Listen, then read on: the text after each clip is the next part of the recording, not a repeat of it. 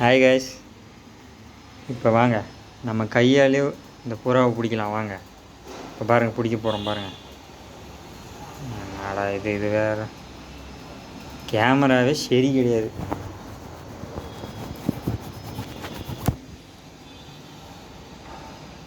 தெரிதா புறா தெரிதா? அப்படியே வாழை பிடிக்கிறோம் பாருங்கள்.